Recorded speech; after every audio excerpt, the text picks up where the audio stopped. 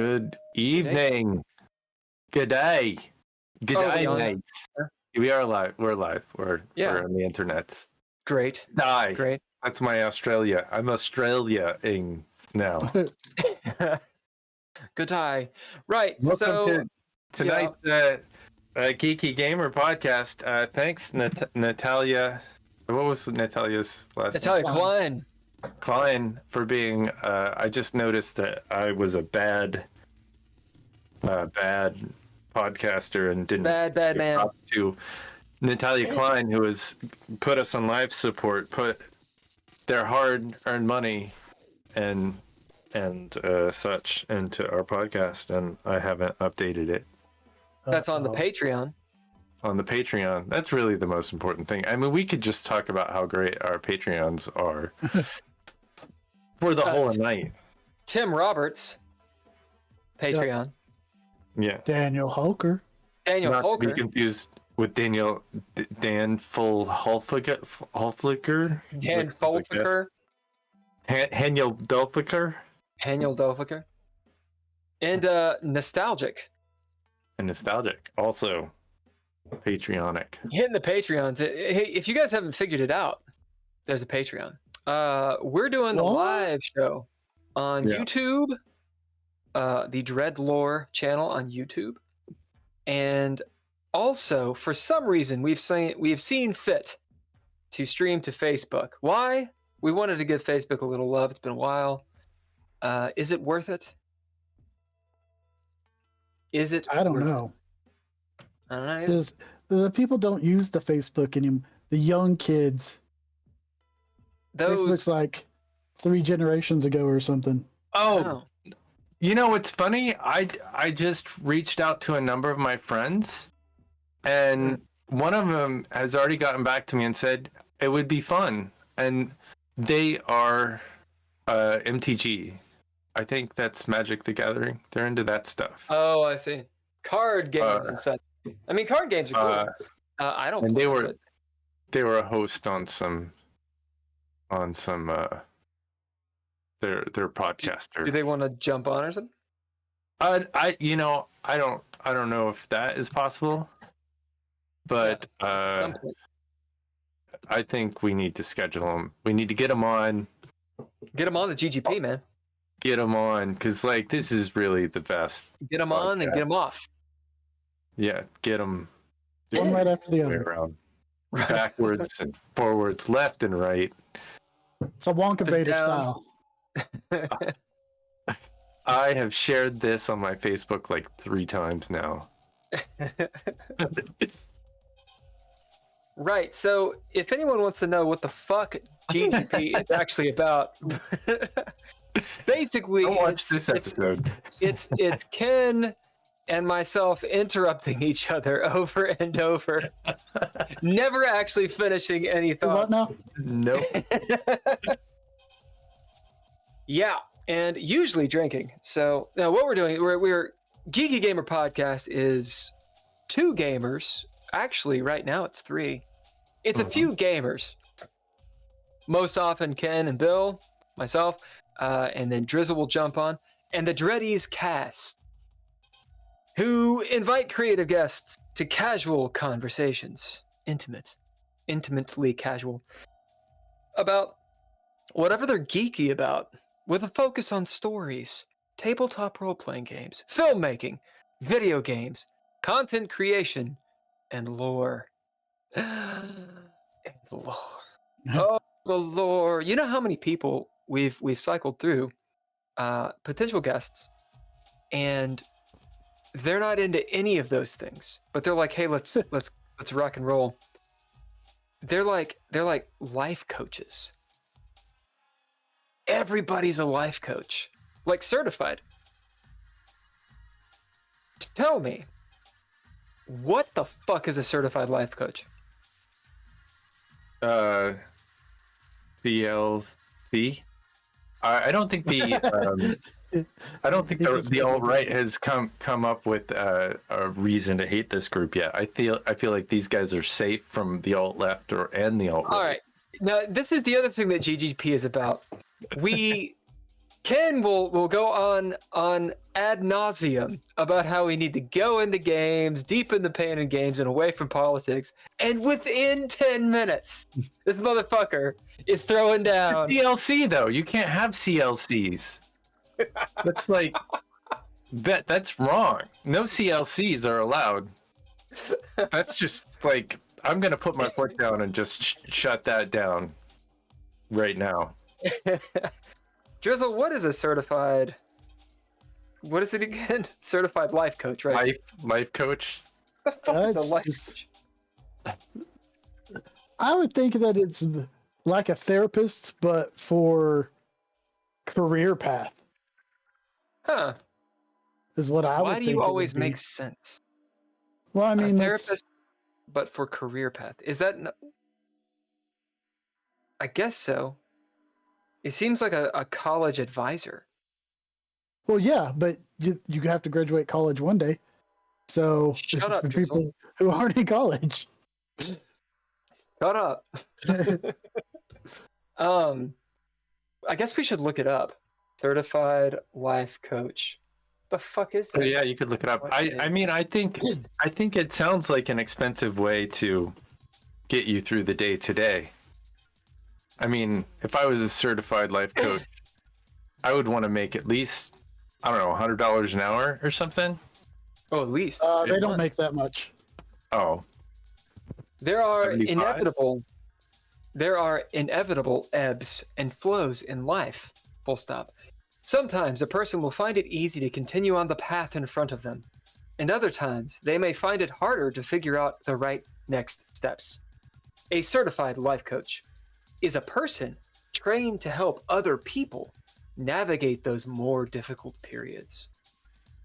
will they help us with gaming? I mean, how will they help my character, my role-playing game character, figure out the very difficult task, puzzle, mind you, that the arbiter has put in front of me? And can I get them on speed dial maybe I could text them as we go along? Do you think they'd help my role-playing game ability, my role-play ability? Hey, Rodney. Oh, what's up, Rodney? In no, game or out of game? what a life coach would Either. do is sit down with Nord and go, Nord, so you like to do these so Nord, you like to do these adventures and stuff, but all of this drug use may not be the best. And then they would talk to you about how drug use may hinder your ability to go out and find these adventures and find the stuff you're looking for. And then you would end up firing that one and going with a more alternative life coach who would be like, no, you've got to use the drugs to find what you're looking for. If you want to flow with the other world, the drugs help you do that. That's what a life coach in game would do for Nord. I don't like the drugs, but the drugs like me, Yeah. kind of thing. Get in. Anyway, I would like to take this moment to give a shout out to DreadLore. Yeah. It's a storytelling TTRPG system with an original fantasy punk setting. You can find more about DreadLore in our link tree Yeah. by typing in the link tree, which is like LINK something or other with a dot. TR.ee. Just go to dreadlore.com. At DreadLore. But if you go to the link tree, if you know how to do a link tree, it's actually really helpful. So the link tree was designed, all right, so that you could have a link, right, a single link on like your Instagram bio, right? Because you can only have one usually. And so it's like, oh, you can get all of your links in the bio.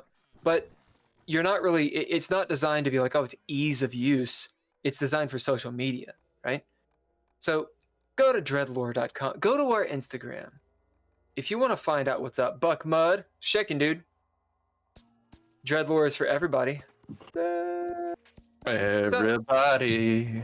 So we got a few topics tonight. One is engagement. One is social media. One is professionalism. Hey, Drizzle, what is professionalism? Are we gonna Google this one too?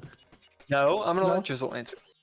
Okay. But yeah, Professionalism is just knowing knowing your environment that you are in and adjusting to be suitable for that environment. So you're not trying to offend anyone, but you're trying to do the best job you can in that environment and knowing what that environment is. So like for me, professionalism at a haunt is different than professionalism at a business. So like my professionalism is still getting stuff done at the haunt and stuff, but I'm doing it in character and all that sort of stuff, which I would never do in a real workplace. you would not be in character at the real workplace. No. I have done it before back when I sold insurance, but I would not. That was only on Halloween. But Ken, what is professionalism? I don't know. I think it's like if you say you're gonna be somewhere, you're there. If you say, you show up to work 10 minutes early. I mean, to me, that's what it is. Like, a lot of people might disagree with why would you be there early, and you stay until the job's done. Or, I think that is different if you have an office job, or like if you're in filmmaking, you show up 30 minutes early. Oh yeah, that's yeah. You want to make sure that you're there for the part of it. Professionalism is being aware and available and accountable, and giving your giving a fuck about what it is that you're trying to accomplish, and trying to complete tasks, and listening. Hey, it's not Drizzle, about you. compare and contrast. compare and contrast what? What he just said with what you said. Well, no, that's about what I said, because he was talking about the difference between film and how you would be a professional on a film set versus how you'd be professional in business. The same as I said, haunt different than a business. So they're different. They're different, but I'm dense. Rodney says it's good work ethics. Yeah. Absolutely. So these are all things we're describing it, but what is it? Okay, I can say, all right, it's different wherever you are. It's being wise to the situation. All right, but I want a definition of the word, right? Because I'm still in the when someone says, you're professional or you're not being professional, then they still have their own definition of that. And it's just a word. I could be like, you're happy. You're not being happy. Like give me something a little more concrete. Well, according to AI, it's being on time, following the company's dress code. So it's a appearance, communicating respectfully, being honest, having a fucking positive attitude. Fuck you, taking responsibility, and helping others. AI's not smart. Okay. and probably not drinking on the job. Yeah. Right. How? Wait, are you drinking Rolling Rock again? Yeah. And Ken, are you drinking out of a fucking mixing glass? Is that No, I'm Oh, drinking out of. No, this is. I won this cup. It's the Wild and Scenic Film Festival. It's a film festival that tours. I think they promote, green, forests and stuff. Not those. Not those parking purple lot. forests. Yeah, right. I think it's a film festival where usually some tragedy happens and you go. I mean, I can look it up, but Well, this and is there's what some pollution happening, but there's This is just how water. you- I'm not drinking. I'm not drinking. I had a beer earlier. It was tough. I can't drink anymore since Don't drink. post-flu. don't drink. Just How do you define professionalism? So saith Google, our Lord and Savior.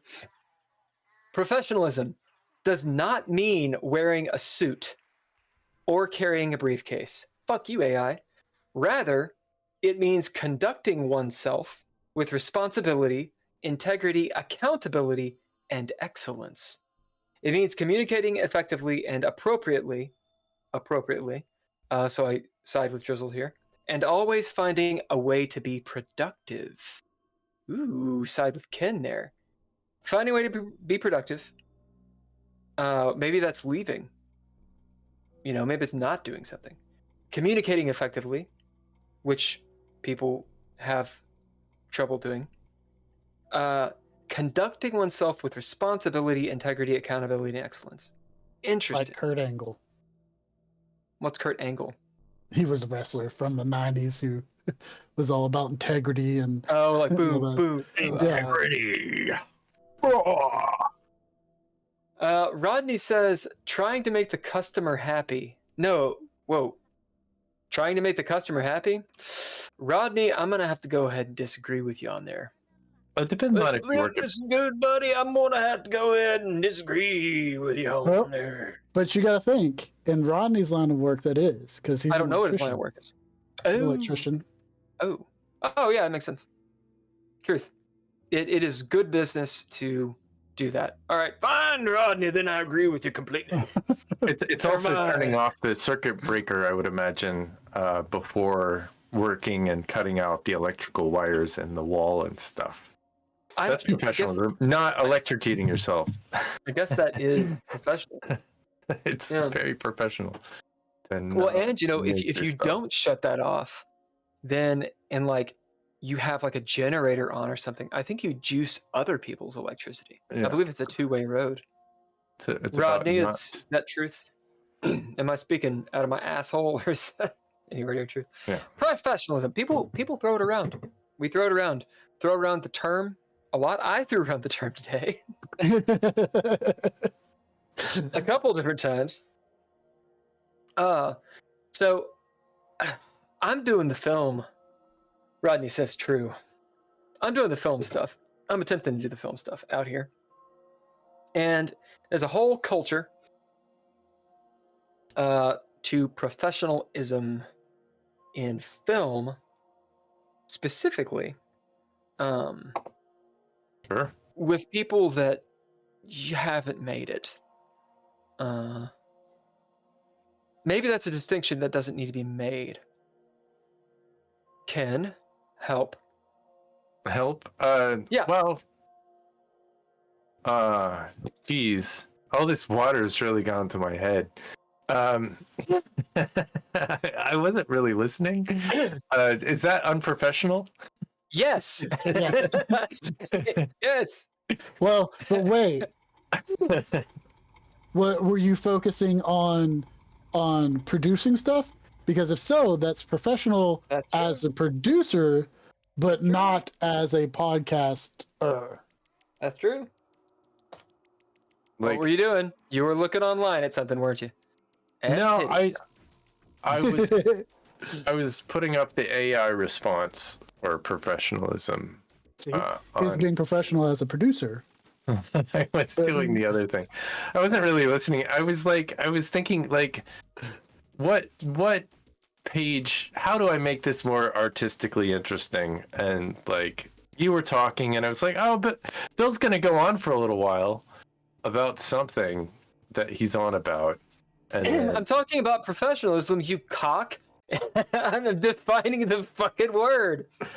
Buck Mud says, time for a miniature bottle of Fireball. yeah, I think you're Cool. right. Why not just go for a regular sized bottle of Fireball?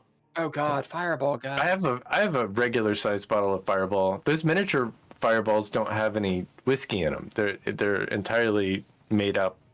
Like Fireball got in trouble for Wait, like- really? putting fake Fireball in. Oh yeah, we're talking about this. That is unprofessional, by the way. Yeah. Putting fake shit into the mini containers of Fireball.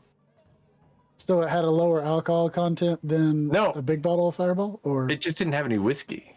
Oh, it didn't have any at all. Yeah. So they were like non-alcoholic, or were they using different booze in Fireball? It was different booze. It was probably vodka. Like vodka's like the cheap shit. Whatever the cheap. Yeah, like not Everclear, but pure grain alcohol. Buckmud says, I only have 2 little ones, the bottles of Fireball, and leaving the house would involve leaving the house. Fair enough. Apparently, there was a lawsuit that alleges the mini bottles are contain no whiskey because it's spelled whiskey, I guess, and it's Wait, what? How is whiskey spelled? Technically, there's 2 ways of spelling whiskey. With an E. Yeah, one is the Irish way, one is the Irish way, and one is the everyone else way. But in January of 2023, there was a class action lawsuit that was filed against Fireball, saying that there was whiskey in there. I guess they spell it Fireball Cinnamon Whiskey with no E. I guess they didn't have the right. I don't know enough about it, but I'm kind of. I feel like you did it again. You're like you didn't listen to what I was saying, but you kept on, doing what you were doing. It's a malt beverage with whiskey flavor. Yeah. Oh my god. Like the difference between a Red's cider, which isn't a real cider because it's a malt beverage, versus an Angry Orchard, which is an actual cider. I did not know that.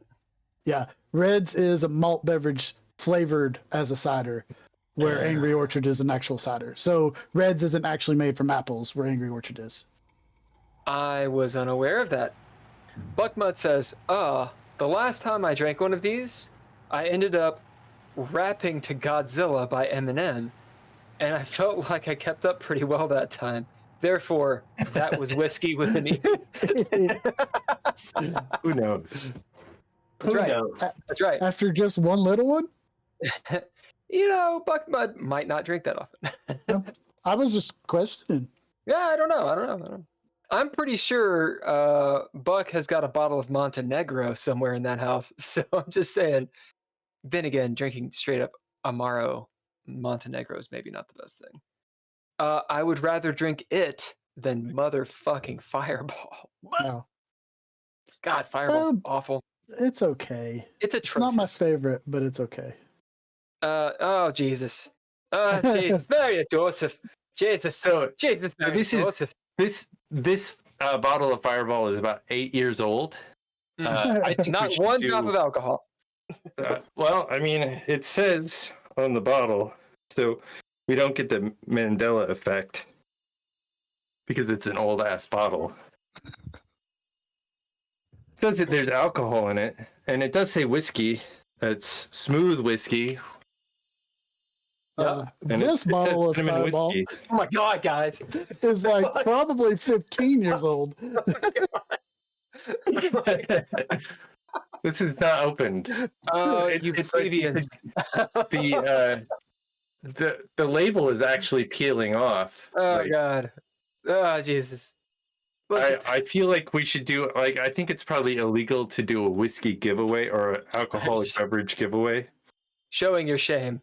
I don't know if you're not selling it. I don't know if there's a problem.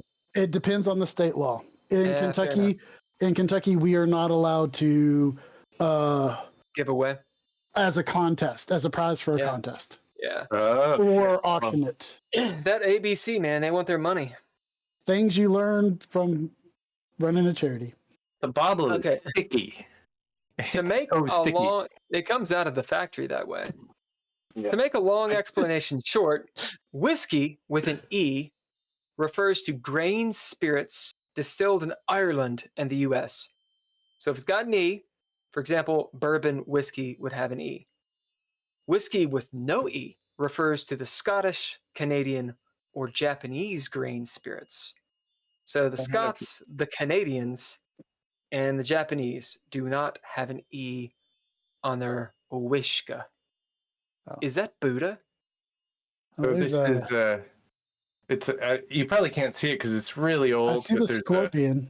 Oh, it's a There's scorpion. a scorpion Oh. and a snake. So I Is that sparkled this. This is whiskey. This is like Thai whiskey, or I got this in Cambodia.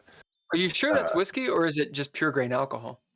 I think it's supposed to be like a whiskey. They said it was good for, but Health. This thing is. Yeah. Well, I mean, they say a lot of things about this thing, but I wouldn't drink it because they also say that shit's poisonous and might kill you. It also might have a good amount of lead in it, and so Yeah, you might want to light that on fire. I just keep it just for the thing. The scorpion and the snake. I mean, it was so cool when I saw it, and I was at the border. It's like, what the fuck is this shit? They're like, oh, it's good for your libido. It's good for your health, man. Male essence. Buckmud says, whatever. I don't really drink, and I forgot about that bottle of horsey whiskey. Now I gotta go upstairs without getting caught. I want you to know that I was hoping this would happen. I'll get you ripped up and also clean axles. Yeah. Oh, it'll get you ripped up and also clean axles. That's probably the one with the scorpion and snake. That's probably the Just one talking with the about- scorpions. I doubt it's the fireball. Lord It's okay. Almighty professionalism. So yeah, we were supposed to have a guest on tonight, No. but we're going to be Not us. professional and not name drop. Yeah, no, it would be So- bad. Don't name drop. so- Don't do that. So Ken, what happened? I don't really know. I think it was one of those situations where like the guest kind of maybe an hour or so before we were Couple going to hours. start the show just kind of said, well, I'm not going to do it. But let's reschedule.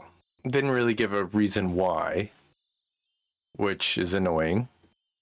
But I kind of feel like if you're doing a live show, you really got to give notice if you can't make it.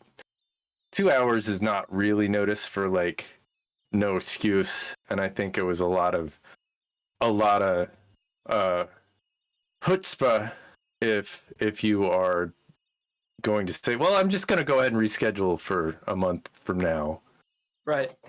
and not really give any advice. I feel like one of the things is professionalism. As professionals, there should be some accountability and trust. And if you have trust for like we have trust for our guests, and they should have trust for us to have a conversation that is constructive and to get and so like even if we did interview them a month from now, it's going to be difficult for us to have the trust to have them on our podcast. Yeah. So we can't because I mean, just in my general perspective, I don't trust them. So we put them on, we schedule another time for them, and they don't show up. Yeah, fool me Again. once, shame on you. Fool me twice. Fool me. You can't fool me You again. You can't fool me twice. No, you can't fool me again. So, You can't but I fool me mean, twice. I think the point is, my point is yeah, you there's no trust, and like, what are the first questions that I'm going to ask as an interviewer? What Somebody happened hook last me up. time? So when you like didn't show up last time, So what happened? what happened there? Yeah, What happened? exactly. And then where do you get off and saying maybe like we do another one?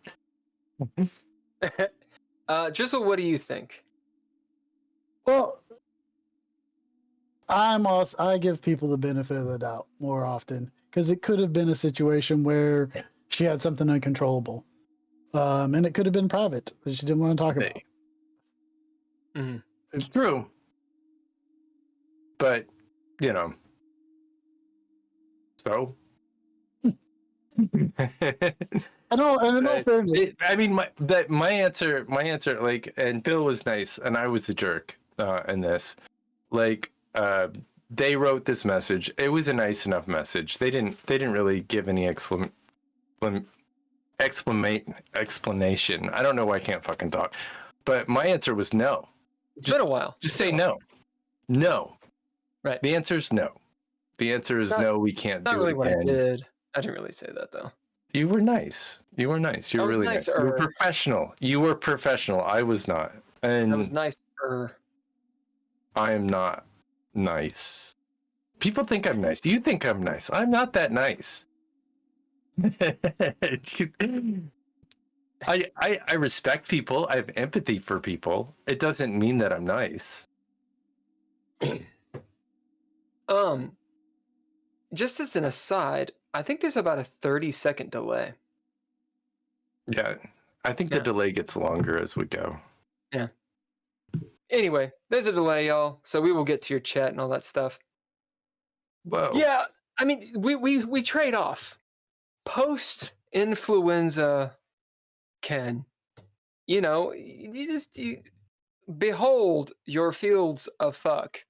Lo, how they are barren. Like, you just, you know, you don't care. And I think a little bit of that's good. Maybe a lot of that's good. Is that professional? Drizzle? You had no fucks? No.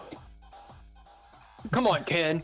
I don't think it's well, in the majority of businesses, no. What about the podcasting businesses? The podcasting businesses.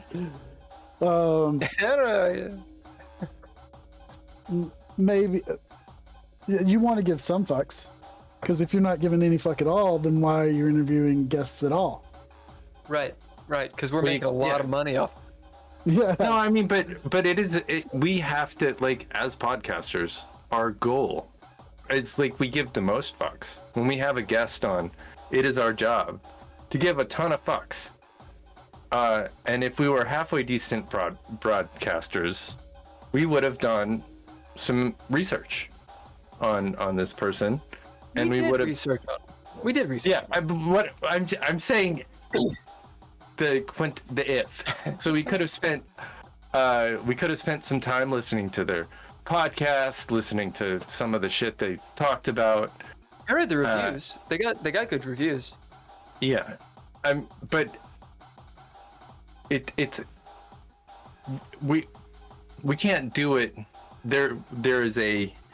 They are now like, I am jaded. I am hurt. We know. Because we spent time. You spend some time on something because we want to put the best. We have a bunch of questions. We care about who we're interviewing. We do research, and we just can't. I mean, sure, we can reschedule it again sometime, but that gets us back to, like, where's the trust? Right. We spent our due diligence and figuring out what it is about them that we need to care about. That was our job as podcasters. And so we have a list of questions and a thought, and, like, we wanted to bring out material and get them to explain their world, so that our worlds can become bigger and that we can become more intelligent because they've enlightened us to this thing that they're geeky about. What we're saying is, don't fuck with us, man. Or else we'll just talk about professionalism. We will talk for an entire podcast about how we hate you. We will talk the whole time. about how much we fucking hate. No, the thing is, we did do. I don't. We did reviews. What were we saying? I don't hate this person. I don't hate No, anybody. of course not. It doesn't matter. I mean, I hate a couple of people in this world, but not this person. I don't hate anybody. Okay, there's some people I fucking hate. Whatever. So we did. They got some good reviews. An interesting guest. All these things. I think you nailed it with. The problem is the trust. Like, this person probably had, I can give them the benefit of the doubt, they probably had something come up, something serious. It had to happen. Yep. You know, it could be anything. And this is a podcast they're not getting paid for. There's all these reasons, rationalizations, etc. All of that is doable. All of it's doable. Yep. It's understandable. The issue is we don't know. And there's not that communication, which, if we go back to the definition of professionalism, is clear communication. And so now it's like, okay, well, we put you back on. That's a spot for someone else. Literally, it's a spot for someone else. Yeah. We could have had someone on tonight that people could listen to instead of us bitching about it. And that blows. So what do we learn from this? We got to have a backup or two. Rodney said shit happens. Yeah, we do need a backup, but we also need a cancellation policy. Not that means anything, because anybody can cancel for no fucking reason anytime anyway. But, you know, if you're going to be professional, typically there's a policy about all kinds of shit that we do. And the cancellation policy that I think we should do is, like, if you contact us 2 hours before we start saying, oh, I can't make it for whatever reason, for no reason, we don't do it. We don't try to set up another interview.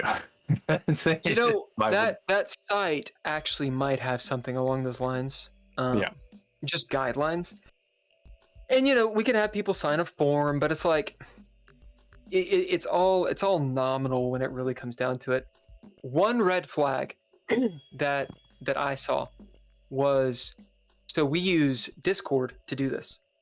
At least for right now, we use Discord, which we might switch over. We need to test it out. Jitsi, which is not a racial slur. Jitsu. Oh, Jitsu. How do you spell it? Jitsi. Something like that. Jitsu. Reconfirm. Well, there you go. Jitsi. You know. Anyway, we might start using that. One of the red flags was to get on Discord. If anybody has gotten on Discord, how easy is it, Drizzle, to get on Discord and to figure it out? To get on Discord is not hard. Sometimes to figure it out is. It did take me a while to figure out Discord when we first started using it, and now they keep changing it. Like on the phone, they've moved the whole message thing, so it's not in the same place where it was. Like if I message you versus the channels or whatnot. Yeah. But it is, once you get it down pat and figure it out, it's not hard to use, and it's not hard to sign up for. But when I first started, like the difference between channels and messaging and all that sort of stuff was a little confusing. But like I said, it wasn't hard it doesn't take too long to figure it out. Discord is a lot of customization, a lot that can go on. And so we probably need to, for the podcast, for the GGP, maybe going to Jitsi Meet or something. Apparently it's a pretty good one. It's essentially Zoom. And for right now, it's free. Zoom. You know, and there's no time limit, which is really the big deal. But this person, I had to message them 3 times over the course of probably a couple weeks, being like, hey, you need to get on Discord. Here are the links. When you set it up. And even today, before they canceled, still hadn't. And I messaged them, was like, hey, look, you know, if you're not on there, like this could actually be a deal. Like you need to get on there. Kate and I talked about using Jitsi, which is Jitsi Meet, which is even the reason I know about it. That's a red flag. It's like from the very get-go, it's like, here's our process, do this. And we've run into a few people, potential guests, that they just procrastinate, like hardcore. And I guess that's just part of the business. Sure. Well, it's not like I said, it's not hard to get one started. Do what? It's not hard to get one started. Like more so for me, it's harder because you get in the channels and then each channel has multiple channels. That's what made it confusing for me a lot getting started was, am I in the right channel? And then how many other channels are there under this main channel? So like, but if they don't have a Discord or you can't message them one-to-one, like that's easy to do. So they're called servers, categories, and channels? Whatever. Tomato. No, you're right. You're right. It has taken me forever finding what is the button on Discord to be able to just do a normal message. And then like if you haven't talked to someone in a while and you've forgotten their screen name because no one has the same name on here as anywhere else. Like my name is different on Facebook than it is on YouTube, than it is on Discord, than it is in real life. My username is the same everywhere. Right. And I am the only one of those. So you're right. You're better than all of us. No. Yeah, but your name in real life, what people call you is different than the name that is on that here. is true. His real name is Drizzle. Yeah. Ken. I'm just saying it's different. It's like I feel like I don't want to give up his. I don't want to like. His real name is Drizzle. I don't want to talk. I don't want to talk his chat. His fake name that he's got. My real name is Goddess Boom Boom. So yeah, sure. Just saying. Remember, one of my former friends used to get on me all the time for saying "just saying." Hey, guess what? Just saying. Not that person is listening. I'm not going to go that route. Sorry. It's just going down the rabbit hole. All right. So that's professionalism. So what happened today? Before this, I was supposed to be in a meeting for a film thing. And we've gone back and forth on text, trying to find the day that we can all meet, 3 or 4 people, and it's like, no one is quite paying attention to the text, or only a few people are. And it's just very frustrating to get people together and to do something. Okay, everybody knows this. Fine. We finally settle on a day, which was today. Not my idea, but I agreed to it. Settle on a place to go and a time. Boom. Hey, are we all confirmed? And there's no confirmation, save for one of the people. So I'm like, all right, well, let's meet. At least we'll meet. I'm on my way. I'm literally on the phone with Drizzle. And I get a message. It's like, oh, well, I guess we can't find a time to meet, so we'll just do it over Zoom. And I'm like, en route, driving in LA traffic. Oh, yeah, fuck that. And, I do have a day job. That I've taken a long lunch to deal with. So I am pissed. So I turn the fuck around and I'm like, God damn it, I'm on the phone with Drizzle. He heard the whole thing. I was like, hold on a second. I call him back. Get home, get back on, and I'm like, all right, well, I've already taken off for that job, so we're gonna do an actual work meeting dealing with our other podcast, right? DreadLore live play, which is on Mondays at 7 p.m. Eastern Standard on Twitch. And people could knock that down, but we put a ton of time into it. It's work. We're talking about it. And I get this text, which is like, hey, where are you? Now, mind you, I have skipped an integral part. What was the part that you cussed them all out? And it's that part. That's the part. That's the one.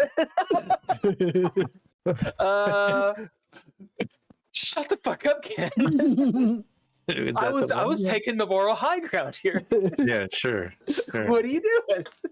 If I'm in Outing. my car in LA traffic, and like everybody abandons me, kind of last minute, because you got to get in the car 45 minutes early Yeah. when you're going Yeah, someplace, an hour early if you're gonna meet somewhere, and like it's probably around the block for them. That's why they picked this spot. So yeah, I literally would drop things off like hard drives with people and stuff like that. And I remember going and dropping a drive to somebody once, Which is not, and they didn't deserve this. They didn't deserve any of this stuff. They were happy waiting in the corner. They're an accomplished filmmaker. And I walked up to him and I was like, "Here's the fucking drive. Go fuck yourself and get the shit done." And then I fucking stormed off. Like, this is the side that you haven't seen of me.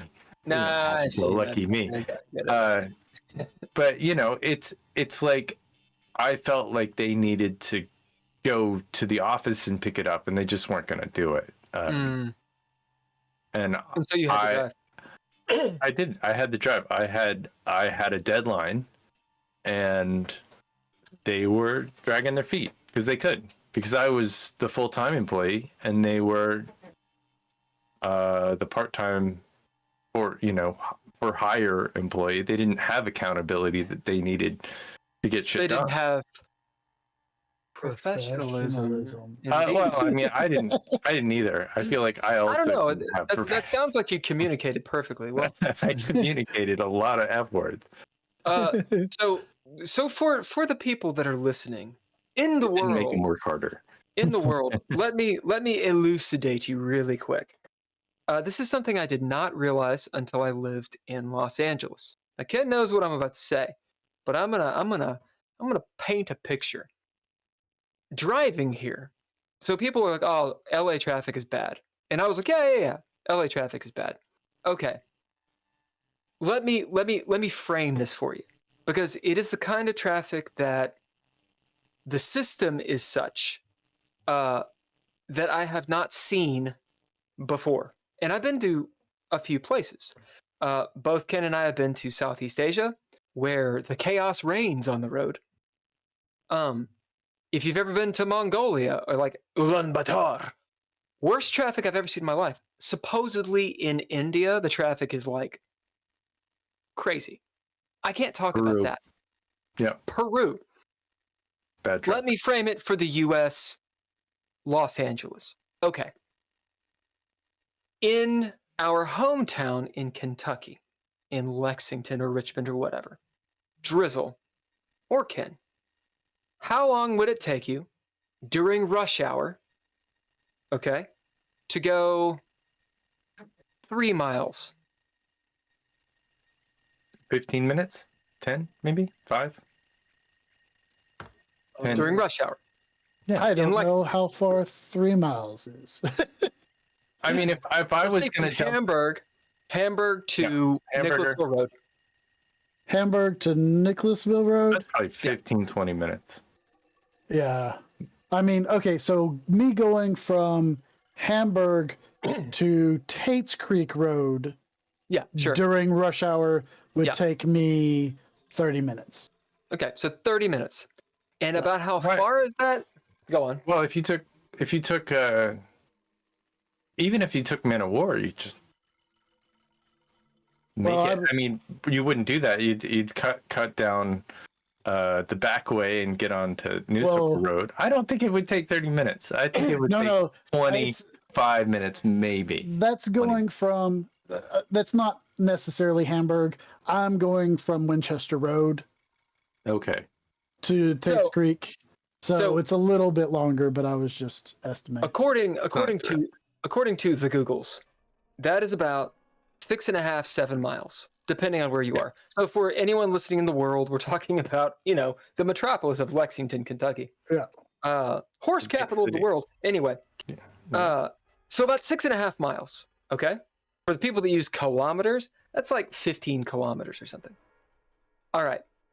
It says right now, so it's around 7 or 8 o'clock. 15 minutes. So during rush hour, let's say 30 minutes. Yep. Let's say it takes 30 minutes.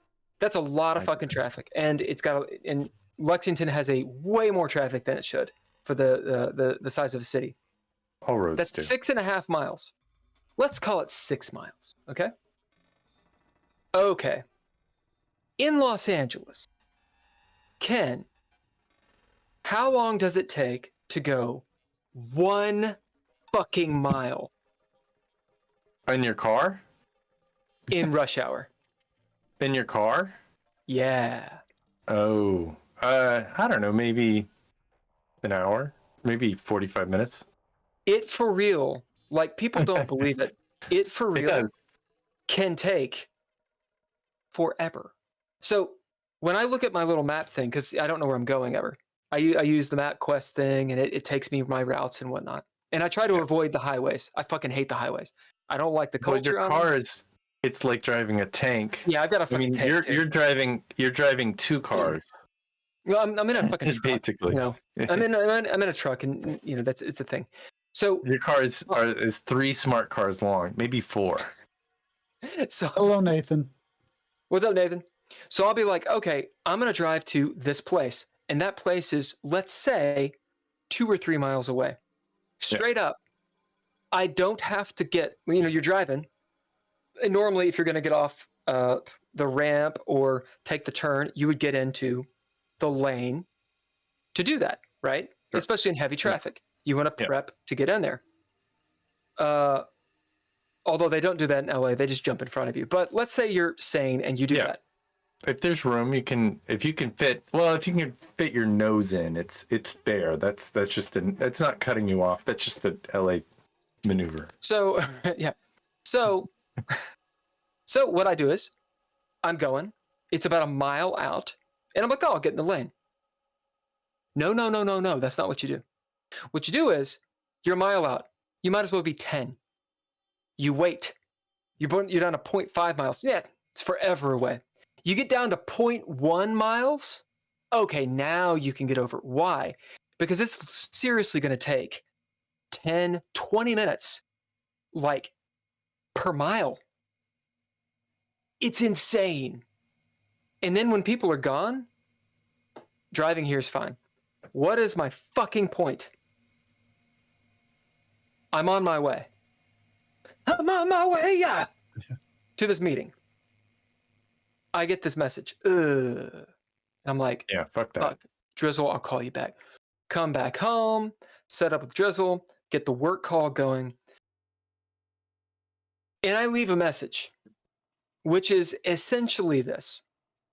To so-and-so, go fuck. To so-and-so, I think it's really unprofessional that you cancel this meeting 20 minutes before we're supposed to have it when it takes literally 20, 30, 45 minutes to get there. And I've said several times, you guys know I'm long-winded. I communicate. I got shit going on today. You did. I got shit going on today. But they're not paying attention, or they don't care, or whatever. They don't care is the answer. And I'm like, They it's don't care about unprofessional. you.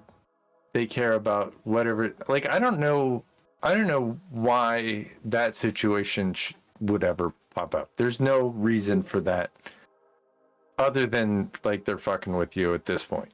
And Well, that's the way I would feel. That's the way I would feel. yeah, that's how I did feel. Yeah.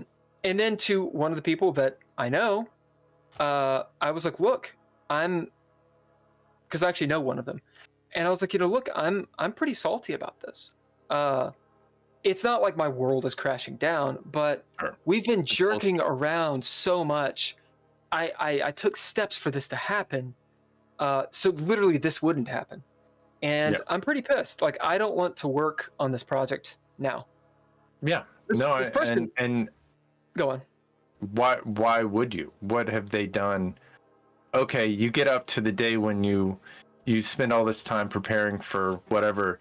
You get up to the day when everybody's Well, supposed to bring I canceled equipment work. and do Like, I things. literally canceled work, You cannot trust them to show up. if you rehearsed your lines and knew your lines, if you put time into writing something, if you put time into getting equipment together, like, you can't trust them to show up. And that's like the most important thing. Like, through hell or high water, some form of communication. And then this happens. I'm talking to Drizzle. We're doing the work meeting. I'm on a call, and I get a message that says, "What are you fucking talking about? There's got to be a miscommunication here, because we've been talking. You haven't seen the messages." And I'm like, are they lying? Surely they're not lying. Is there something technical going on? What's the deal? And they're like, "Oh, I've been trying to call you all day." And I look at my phone, and I'm like, "You haven't been trying to call me all day. You called me like once or twice, like 30 minutes ago, when I was, literally In the at car, work, driving. on a call." Yeah. Yeah. So what happens is screenshots. Indeed, the two group text messages are different, and I can't put it together. Basically, one person's and another person, it's like they're having a conversation in the group, and then these people are having like, they don't match. Something is going haywire. So it actually is a misunderstanding. Yeah. And all things are going to be all right. I will state, I should not have played my hand of I'm pissed, but I had. Everything was going to be all right, except then this person goes, "If anyone's being unprofessional, it's you. Because we're all here, and you're not here, and you're calling us out, and obviously it's your phone," and goes on with it. And I'm like, and I literally say this, I'm like, well, honestly, I was about to come until you said that. Yeah. So, who's in the wrong? I will put myself nestled deep in wrong territory in this. I lost my temper. If I had not done that, probably nothing would have happened. I'm going to claim that. That's all on me. Yeah. We haven't even started the fucking project yet. Yeah.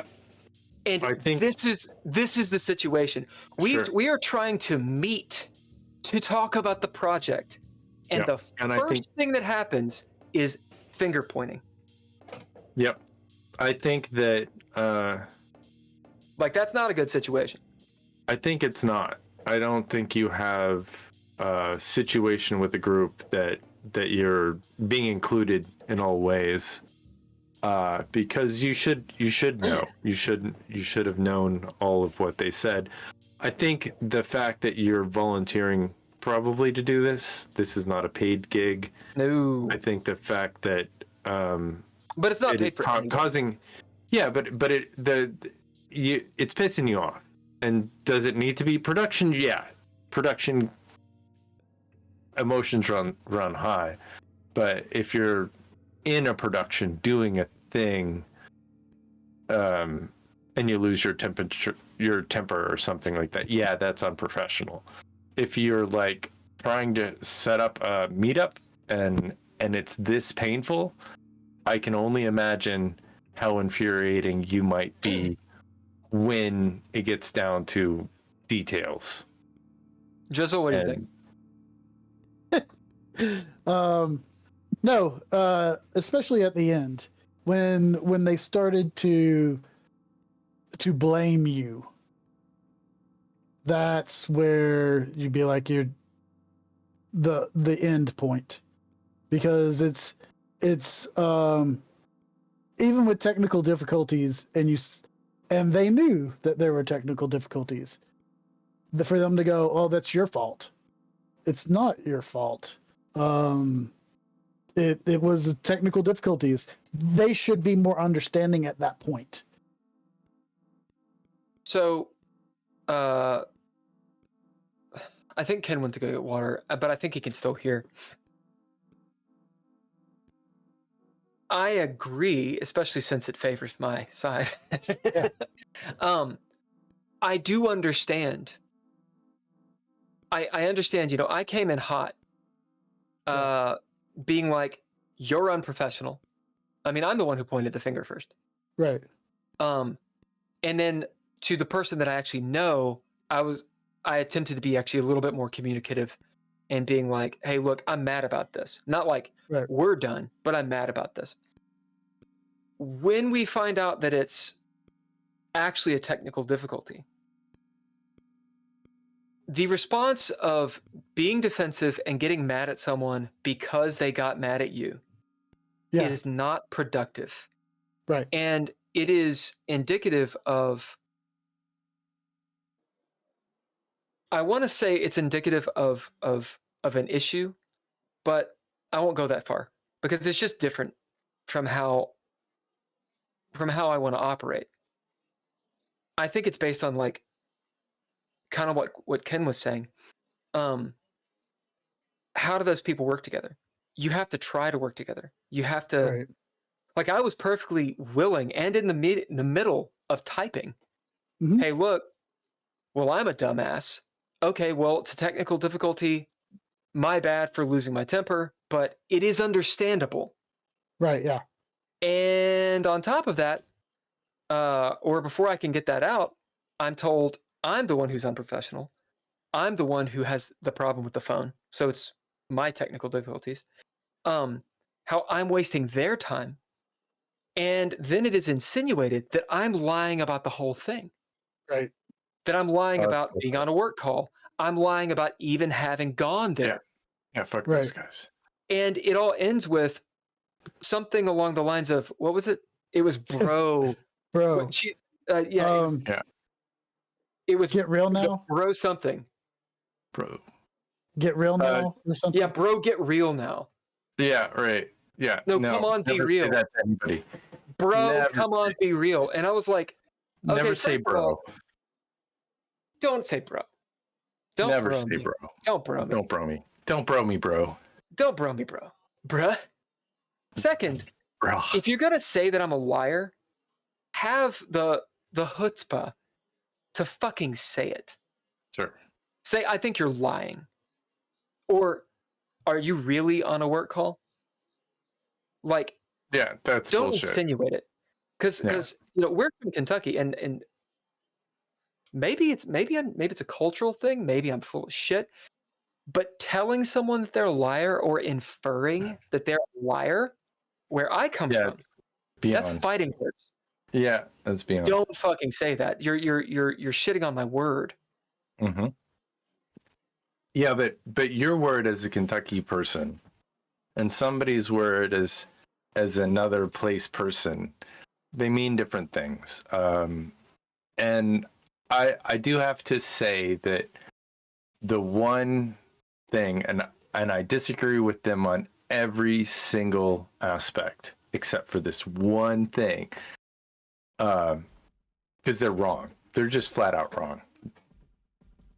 And because of what they said, I wouldn't want to work with them, and what you've been through, it doesn't matter. But if you lose your temper for a second with anybody in LA, it's over. It's because like that, they're used to that. That is something that you know, they see that once.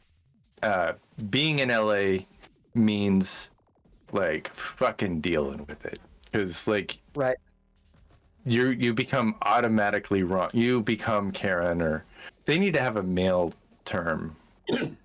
Kyle. Yeah, you become Kyle. And you know, Kyle is always wrong. Karen is always wrong. And I think Karen's, the people who have named Karen are totally cool. I'm just talking. You're calling K-Ron. Yeah, I mean, I'm Ken, so like it's not easy for me. I mean, I watched the Barbie movie and I was the villain, and I don't think that's fair. I felt demonized. I'm just Ken. I'm doing what I can, you know. I like to sing and stuff. Well, you're right. saying how you're mean, so. but the thing is like, You can never lose your temper, even if you're pissed off. If you lose your temper, that means they win. It doesn't matter if you're right or wrong at that point. Always. Well, and I think that's what I ran into today is this idea of what happened. So I'm dealing with people that, you know, I'm a programmer, so what happened matters a lot to me. The order of operations, because that's how I think. Yeah. But for some people, what happened, what was said, it doesn't actually matter. All that matters is the present. Right now, let's get past it. Let's just get it done. And there's a strength in that. There's something mighty about that. And those two countries combine to have another. My point.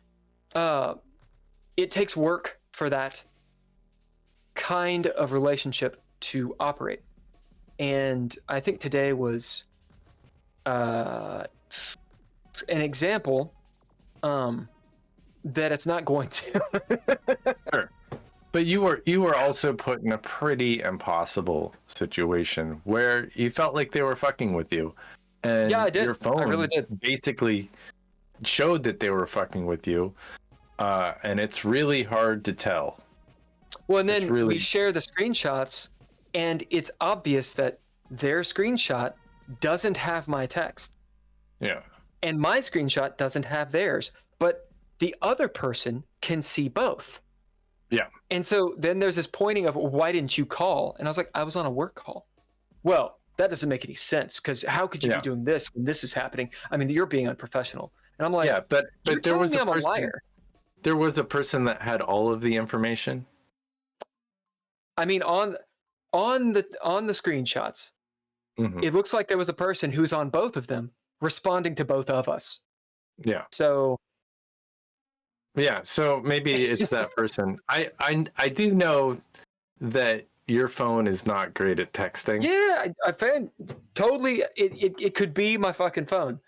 But with all of this knowledge, it seems like the rational thing to say is, oh, so it really is a misunderstanding. And it's also understandable that people got pissed. Sure. Let's get past it's also, but the film that they're going to make is going to fall apart. And here's why. No, let me tell you why. It's going to fall apart because there's no central source. Nobody's accountable to get everybody involved. Right. This information needs to come from one person. It could be agreed on by everybody, but somebody needs to make the call and the choice. And that shit doesn't need to happen day of. That, this meeting needed to be settled a week ago, not today. Right. It needed to be something and it was. Or go on. Spontaneous. No. Well, I mean, if it was, it sounded like it fell apart.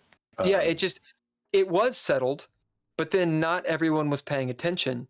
Or if they were, it wasn't in the text string. Mm-hmm. And so...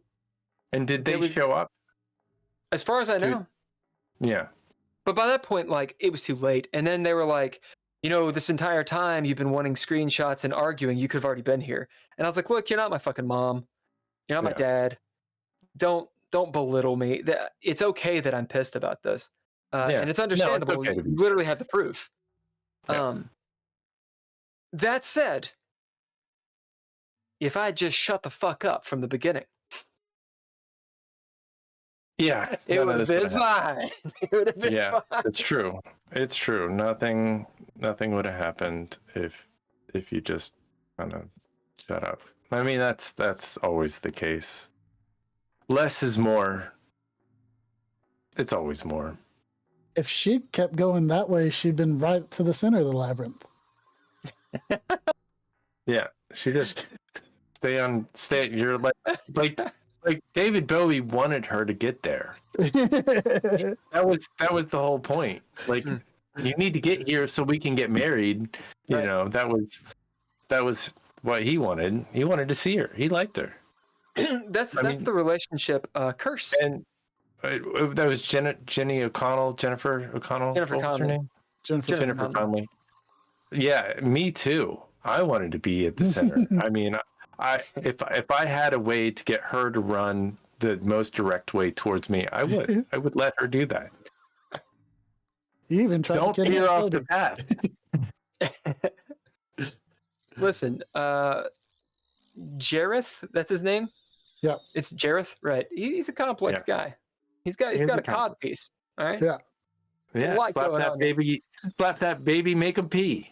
Or smack that baby, make him pee. You're completely wrong on those lyrics, though. Anyway, the relationship curse, the idea that you got two people that are mad, and yet they're mad at each other about the way something is going down, when in reality, they want the same thing. Sure. They want the same goal. Like, it's like when someone gets mad at you because you did not hang out with them. They actually want to hang out with you, but then you get mad at them for being mad at you. And yet, you guys actually do want to hang out. You're friends, or you're dating, or you're whatever. But then it becomes a thing. So, how do you work together, right? Maybe we should get a life coach. Fuck. God, full circle, baby. Full fucking circle. Oh, and by the way, Ken, just so you know, I have sung Magic Dance live at karaoke before. So. Oh yeah. What is the lyric? What's the lyric? It's not slap that baby. It's watch out, baby. It's been years ago since I sang it. It's watch out, baby something. But I have done it. No, it's not Make 'em Pee. It's not a good song to sing at karaoke because it's like 11 minutes long. Yeah, no, it's not. It's not short. I like the dance, the Magic Dance. That's so good. It's a good song. I like the song. That's one of those things. One of those things where you hear the words and you're just kind of like, oh, baby, make 'em pee. I think it's really, we always get in trouble when we don't have all the information. And we protect ourselves. I have been on both sides of this situation many times, and expect to be in a situation where I'm on both sides of the situation in the future. Like, this is a common human condition that happens all the time in games. I would imagine as well. It's not just in podcasts about games, but like in real RPG games where like people, have issues with organizing when they're supposed to be at a place and a time. So, I mean, I've definitely been on both sides of this, and this is a common thing that, like, how do we do better as humanity where we can, make sure that, this stuff doesn't happen. Well, there's this entitlement. Yeah. I think I know what you're talking about. If I'm off on a tangent, then let me know. I think there's an entitlement that can go really, really dark, to the very dark depths of doom, if it goes too far. Doom. To be right or wrong, to be on the moral high ground or not. How dare you call me out? Yeah. That's true. I mean, that is a failure. Yeah, that is always a failure. Like when I dropped that guy a drive that was helping me out, I put all of my anger on him, and he didn't deserve any of it. It was my anger, and controlling your emotion is probably the hardest thing in the world to do. But when you feel like somebody stood you up, right, it's hard to control your emotion. I mean, that's one of the things I think as people that we get most upset about. What else other than you stood me up? You violated my trust. Like, we had a trust, and now that trust is broken. How do you rebuild that? Right. Well, and it's not a singular event usually. Yeah. It's something that's aggregate. It's like water that gets under the fucking sidewalk. Sure. I mean, if this was the first time, do you think you might have had an issue with trusting this group? Do you think you would have reacted this way, or you would have, I would have had more leeway, because you can get a little bit bludgeoned, a little bit here and there, but because we've been tugging of war for the past week or two, because in the past it's just been ghosting or conversations like, I don't like being on the phone. I don't like calls. I'll do it, but it always takes forever. It's always a 2-3 hour conversation. Yeah. Oops. No, not you. Well, it's okay with us. Oh, it's okay with us. It's okay with us. It's okay with Drizzle and me. Yeah. Okay. But that's the thing. Phone calls, it's like you're like the stereotypical like 90210, like with the cord phone twirling around your fucking finger forever. And I got a problem with time management anyway. With a text, it's like, listen, just tell me what it is, and let's meet up. Let's commit. We will meet. We will talk. This had been a conversation for a while, and I had voiced what I just said, and it was met with not a rebuttal, with just a, oh yeah, well I do calls, so yeah. And so there's this little sort of abrasions, and that mixed with, a technical difficulty, let's chalk it up to that. Sure. Just kind of makes it blow up. It's like, yet again, this is happening, and none of you guys are taking any accountability for it. And they're like, oh yeah, well we're here and you're not. I'm like, the little group mentality is not going to work. Yeah, bandwagon. No, like it makes sense that I'm mad, and it should be, hey, look, it's no problem, just come on over. But it wasn't that. Yeah. And is that such a big deal? With everything else, it's like, well, clearly you just don't really want to work together. Yeah. I mean, I think I would rather be their friends than try to be friends and work. Because when shit happens and we're friends and work, it blows up. Yeah. I want to be friends and I want to work. Yeah. Very few people, like with Ken, you and I, we can work and be friends. Yeah. Because we can talk through adversity. Sure. And well, then we also, but again, that goes back to trust. I mean, I think if you trusted these people, you wouldn't have gotten angry with them. They gave you reasons to get angry prior to this moment.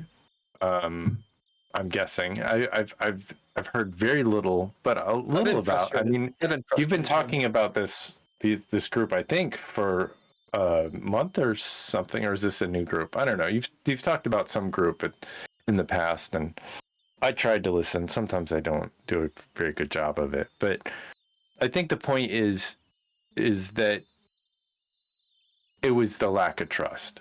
And they obviously don't trust me. And they don't trust you either. Yeah. And so that's when you look for other. That's why we don't have this guest on again, because we can't trust them. Right. It's not that they're bad. They didn't do anything necessarily all that wrong, but it's not a good first foot. And right. And if you don't show up to the interview at the restaurant, they're not going to hire you. They're not going to hire you to bus tables because you didn't show up. Unless you change your name. Or, I don't know.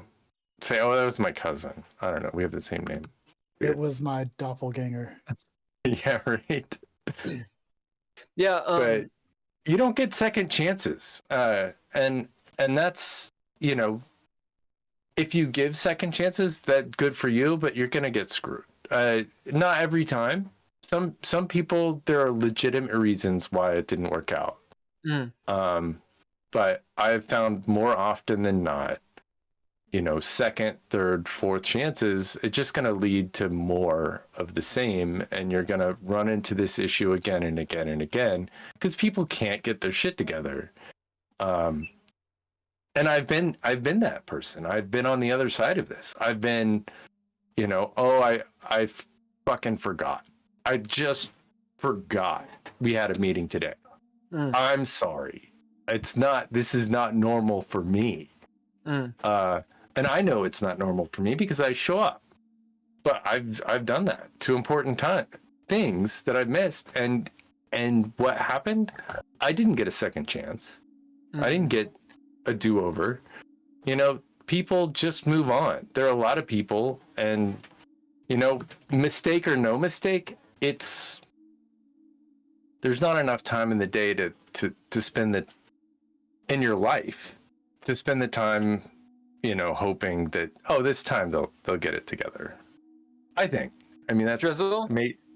If you fire someone for being drunk on the job and you give them a second chance, you have to fire them the second time when they're drunk on the job as well.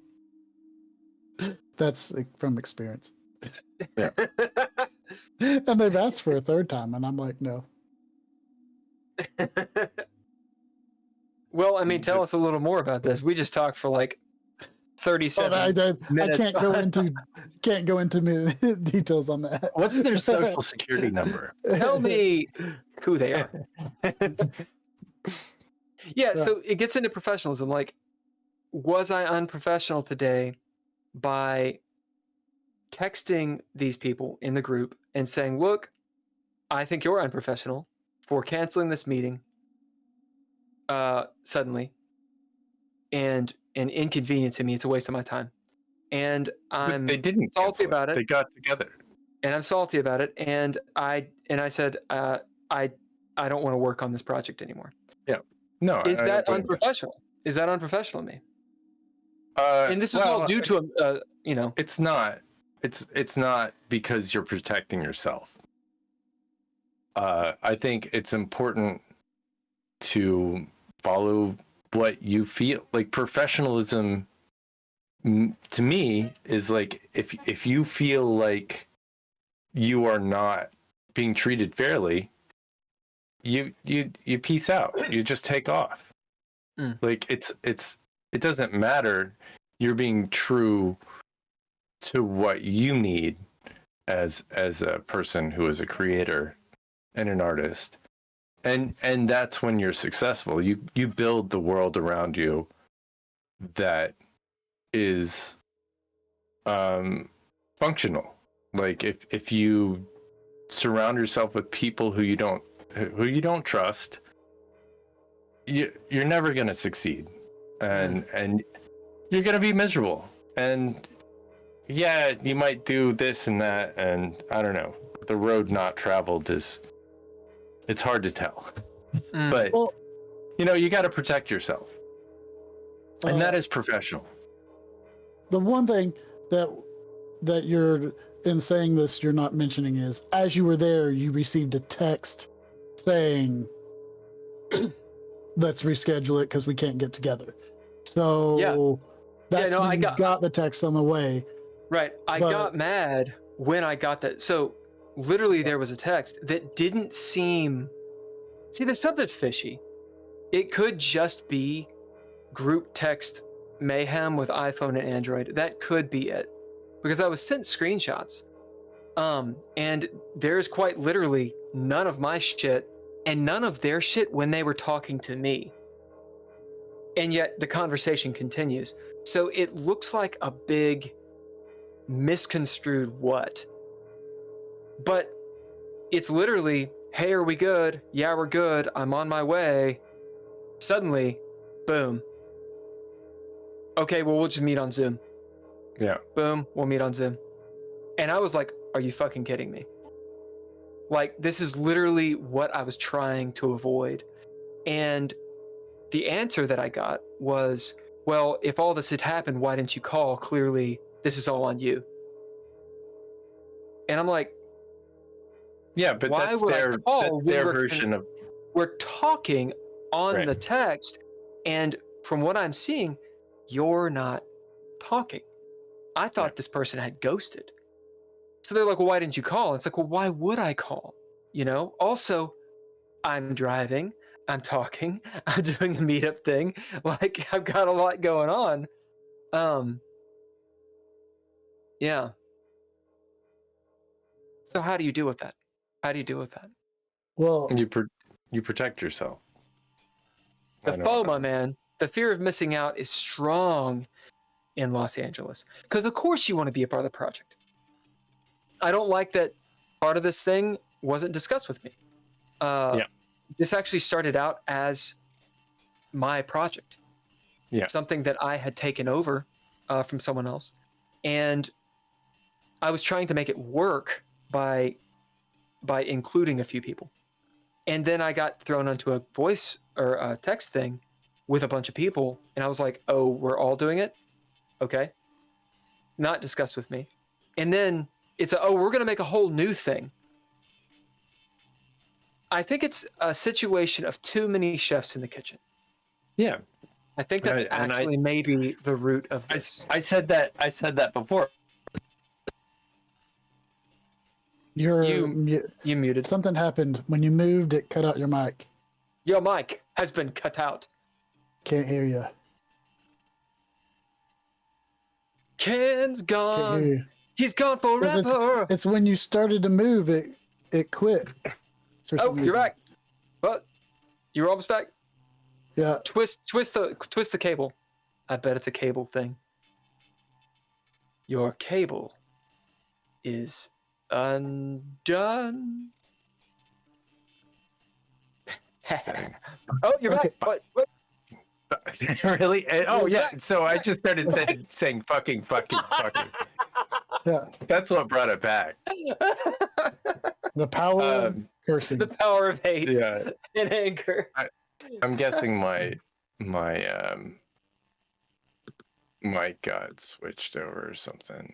Anyway, I think what I was saying, before I got so rudely interrupted, was, and it goes back to trust. Yeah. And I'm gonna keep saying that, they switched the game on you. It sounds like you had one game plan and you had an idea, and they took over and wanted to do something different. It's a different thing than what you had initially planned. And I think that if you're not finding that joy, and if you're not willing to give it some elasticity,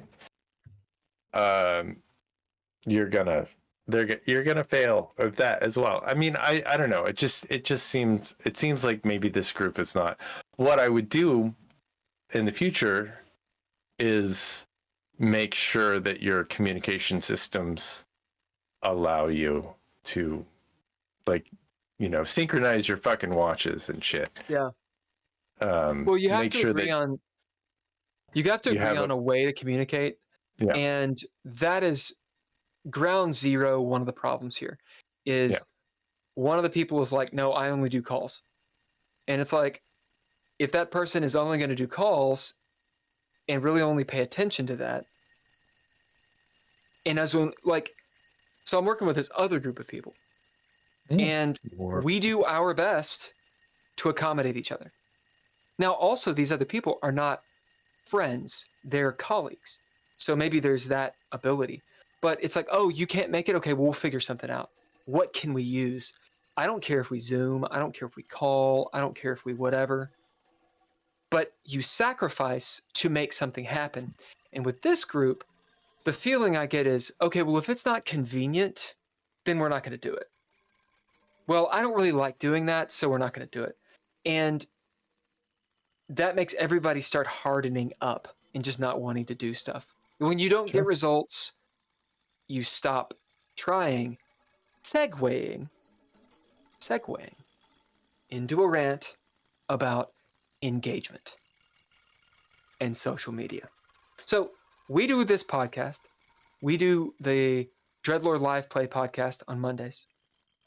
I do Chess with Bill podcast thing 3-4 times a week. Suffice to say, we're on the social medias. What a waste of time. A massive, massive pile of shit social media is. Now, am I preaching to the choir? Am I just bitching? Do you guys have any opinions on this? Sure. Continue. So are you talking about like social media is a waste of time because we Yes. don't have 1,000 followers, or Right. it's a waste of time because even if we did have 1,000 followers, does it really matter? I'm talking about all of it. Anything that we say? I mean, I was in a conversation earlier with some people who are terrestrial broadcasters, not podcasters, but they literally are on the radio weekly or daily, or I don't know. I don't want to out them because what they said sure. was pretty bleak. Oh, And wow. they said, you know, we are not attractive women with cleavage at a drum set. And that's what people want to see. Do I believe At a that? drum set? No. We're not an attractive female Twitch streamer. Oh, I see. Right. My response to that is we need to be compelling. We need to get to the point, and we are very obtuse. So we ourselves as broadcasters could really file down some of the content. I don't know. Put your comment and like give us your comments. Tell us what you think about how obtuse we are. If you enjoy it or not, that's up to you. And thank you for listening. But so we could definitely use, but we also have to play their game. We have to be on social media. Yeah, we have to put the tags in. We have to engage with our community, which we don't do. We have to build relationships, which we're trying. We're starting. You have to have somebody who does it full time these days. But we gotta post like our shorts. We haven't posted. See, I don't think so. We haven't. I don't think so. But we were getting 2,000 views a month, or not a month, a week, or however. We're getting 2,000 views during a period of time, and now we're down to like 400 or 500 views. Right. During amount of time, but we kind of ghosted ourselves a little bit. It's also interest. Like we don't have, if we're not talking about something that people care about, they're not going to listen. If we don't have somebody famous on here, they're not going to listen. You know, there's all these things where that we don't necessarily do it, and it's all a lie, and it's all true. I mean, because really, what makes something viral? We don't know. So I mean, I think we're our social media, authentic selves. Social media. Yeah. This I'm gonna go back to my statement. It's bullshit. And one of the things that, just in our own situation, of all the projects we're doing,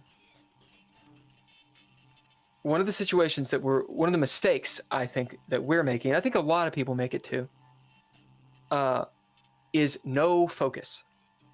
So what is the point of social media? Right? Like, what is the fucking purpose of it? It's a dopamine response. It's instantaneous gratification. It's to get you from this moment to the next moment. Like, I deleted Instagram off my phone, and do this occasionally for a lot of these apps, because it's a time suck where you're like, looking at this image or, you know, engaging this conversation, it's a time suck. That's the point.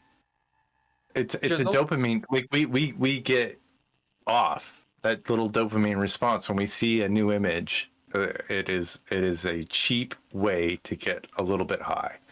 Drizzle. It's just a time waster.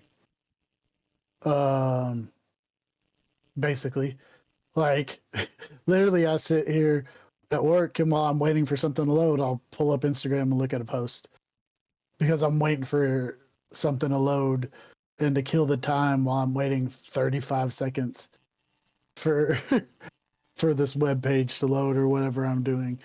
I don't think it is a waste for advertising. I know at the Haunt, we don't do any advertising except for we put up 3 billboards and everything else is online. We used to do radio ads. We used to do that sort of stuff, and it's just not. Now, what do you do? Anything. So we get to Radio ads. Don't do anything anymore. No, not anymore. And going to, so I go, well, which I, oh, by the way, one thing, March 5th, or no, March 4th, I will not be here, because I'm going to, that's the Transworld, which is the big haunted house convention in St. Louis. And we go out there, and they literally are teaching classes out there how you should forego all advertising on anything else except for social media. Yeah. Because a lot of haunts and stuff like that are just going to pure social media. And like, in all honesty, we don't spend any money on social media and do it. We just put our posts out there, and when it gets closer to, so like over the down season, we post very little, but then when we start getting close, we start ramping up posts, and it's just small, stupid stuff. That event we did. Oh, go ahead. That's just eye-catchy. It is usually short, funny videos. Yeah. And sometimes we'll do scary videos and stuff like that. But that event, that concert that Bill and I did last year, Bill doesn't know anything about what we did to promote the event. But it was like a half filled, maybe a third filled theater or something like that. We were all over the radio. We were all over. We did email bombs and stuff like that. I think there was no, if not little, social media. I mean, there were I was looking at the videos that we made to promote it. I mean, there might have been 5 fucking likes on it. But they didn't put the money in. And the reason why we don't have a bigger audience is that one of the things that we could do is we could click the promote, button on our live stream or on our media and actually pay to get more views like many people do. I don't think we should do it, but it is that is how you get the word out these days, because people are just on their phone, and a lot of those too aren't like you don't get what you pay for. Yeah, because that's what I'm trying to say is it's oversaturated. And sure, basically what I've done, it depends on how you do it. What I figured out from some research, and from listening to people that are successful at social media. These things. First, you don't promote. It's dead. Hashtags are dead. No, in fact, I've been told, who knows if this is true or not, I've been told that if you hashtag too much, you get shadow banned. Oh, wow. That they're not using the algorithms. Basically, the golden age of Instagram going nuts and getting famous, sure, it happens, but the golden age's over. So what happens is you are rewarded for getting on there for being on there, for posting, but your stuff is only going to circulate so much. Yep. And I think it's more transparent on TikTok. If you go through TikTok, you'll note all of the videos have basically the same views. It's not across the board, but pretty much it's like, oh, you're one of those people that gets 200. You're one that get 800. Oh, you got 1,000. But the difference, what I'm saying is I've been in advertising for a long time. I do like what Rodney said, which is word of mouth. Yeah. I agree with that. Word of mouth is a huge way to get some notoriety. But, if we had tens of thousands of dollars or $50,000 or $100,000 in an ad budget, literally what I would do for this podcast and for the Red Writ or Into Space is I would do very specific advertising. So I would go to a con and I'd see like, okay, this con is happening in this area, and I would advertise specifically to those people at the con, and that targeted. Very targeted advertisement. Whereas if we did, if we just paid YouTube to give our content to people, it's going to give it to people that aren't necessarily relevant or would have any interest. So there's an option. So targeted advertising. I mean, specifically local targeted advertising is what we would do, but it's very expensive for like something like what we do. We'd be better off getting on a panel and doing word of mouth. Right. Yeah. So we're getting down to my argument, which is we've got Instagram, TikTok, Twitter, Facebook, X, fucking YouTube, all of these things, all of these platforms, they want your time, and they want you to create content for free, and have people on them doom scrolling. Here's the thing: the people that I have seen that are successful on these, I hear the same thing over and over and over, and it is this: focus on one. They say, are you an Instagram person? Do the Instagram. Are you Twitter? Do the Twitter. Are you TikTok? Do TikTok. Now, once you get an audience, sure, have a presence elsewhere. Sure, why not is the question. Why not? Why not? I'll tell you why not. Because it takes a fucking forever amount of time to do. It is a constant thing. Doesn't seem like it. It's like anyone who has ever checked their email. You spend an hour checking your email. It takes forever and ever and ever and ever and ever. This isn't one platform. This is all of them. So, Ken, this is why I have taken a big old fucking break from social media, from posting anything. Yeah. Well, we're not posting. We didn't post our last, 3. Well, that's a separate Monday night. Separate thing. We're also switching. That's a separate issue. Yeah. We're also switching up the podcast to a different podcast site, which I have been putting a lot of time into that. You have. We've got 4 episodes on our new podcast. We were putting up a short on literally every one of those social media platforms. A short that you created every single day. Yeah. And the net return on those platforms was nothing. How many views? 5, very 15, short, small. Yep. Not worth it. Now, someone could say, "Well, if you're not willing to put in the work, go fuck yourself." No, that's not how these motherfuckers. That's not how these motherfuckers did what they did. Right. But I do think that we should pick one, and I think we've got 2. It should be Twitter. It should be Twitter. We've got Twitch. No, we've got Twitch, and we've got YouTube. And then, like Twitter, I never figured out how to get a follower. People don't follow you on Twitter and tell you're famous.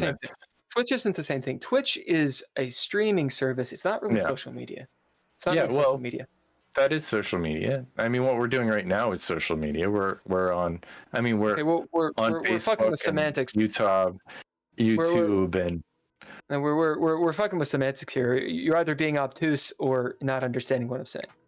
yeah, I get what you're saying. I've been doing social media I've been on the internet social media for 25 years. It doesn't matter how long you've been on social media Yeah. because it changes every like 3 seconds. It does. It changes every 5 seconds. I get that, but I understand what you're saying about picking one, Yeah. and working that out. Because you can't engage on multiple platforms. No, exactly. So Twitter or X or whatever you want to call it, I think Twitter I like the logo for X more, but I think Twitter makes more sense to say. I actually get engagement. Like I will like someone's thing, Yeah, and they will respond. I'll message them, and they'll be quote unquote air quote famous. Yeah. They will respond. Sure. I'll be like, hey, do you want to be on the GGP? And boom, Bill Allen gets on the GGP. Like, it's William an actual. Shatner responded to one of my tweets once. It was great. I get it.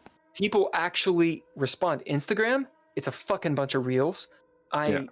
It's funny, but it's TV, and I don't care. I just don't. I don't care. I deleted Instagram from my phone because I don't engage with it, and it was just endless amounts of stuff I don't care about.